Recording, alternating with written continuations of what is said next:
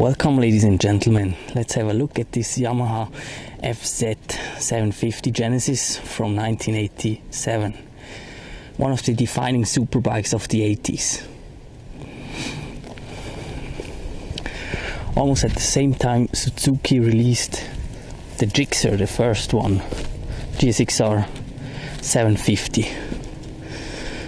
The original superbike class of 750 cubic centimeters 4-cylinder bikes was initiated. This motorcycle was there. I'll show you the motorcycle and some of its functionalities. Let's have a look.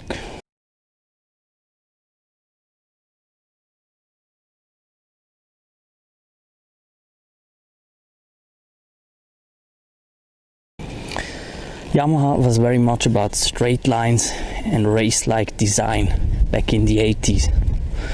This motorcycle is from 1987 and was the first year of the Genesis model, which came with a full fairing and a 4-to-1 exhaust. So here you have your speedometer, and you got a temperature and a fuel gauge, which is very handy for such an old bike. You got your lights, pass switch, turn signals, the horn, the emergency cutoff. Then you have different light options, and of course your ignition switch. You got both hydraulic brakes and hydraulic clutch. This is cable driven, the throttle. Down here we have a unicorn for its time. A 20 valve engine with 5 valves per cylinder head. It is a remarkable leap forwards for this time. A 4-stroke liquid cooled dual overhead cam inline 4 engine with 749 cubic centimeters, and you might not see it. Well, yes, you can see it probably, and with a 45 degrees forward lean angle. This engine cranked out around 100 horsepower at around 10,000 RPM and 80 Newton meters, which was a lot back in 1985. As I said, the throttle is cable operated and has a light throttle pull, which makes it feel even faster. The good mid and high range torque make the bike hungry for curves.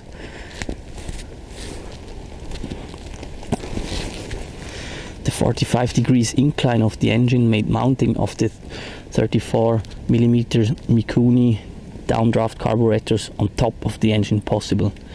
Since the airbox was moved forward too, this left space for the 21-liter gas tank behind the motor. All of those measures lowered the center of gravity. The motorcycle sports a 6-gear transmission, a wet clutch and chain drive to power the 130mm 18-inch rear wheel. This was standard back in the early 80s. The front wheel was a 120mm 16-inch wheel.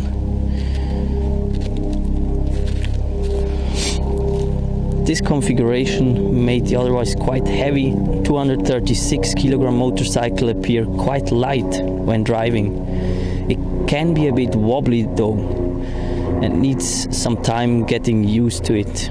This is why I don't recommend this bike as a beginner bike. The suspension is quite firm, but not uncomfortable.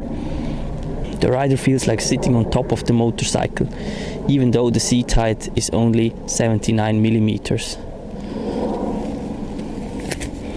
The padding on top of the seat is quite comfortable and thick, so you can make longer tours on it. The pillion riding position is a bit cramped though. To stop on this old school crotch rocket, there are 2 4-caliper discs in the front and 1 in the rear. Of course, there's no ABS. I feel the front brakes are a bit weak. Fun fact, this bike is one of the first ones which had an ignition switch at the side stand. This became a standard later. Price-wise, these motorcycles are quite low currently.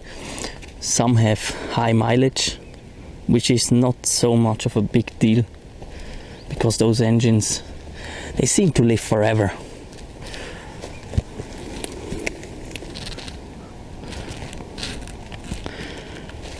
Well, that's it for the specs. Let's listen to the engine for a bit.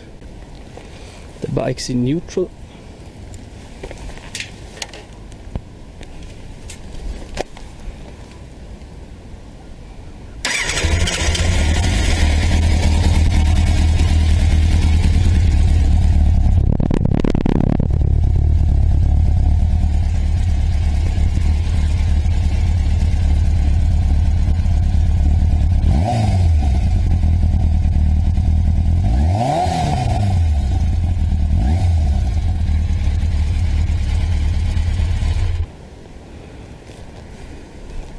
You're looking at a 33-year-old bike.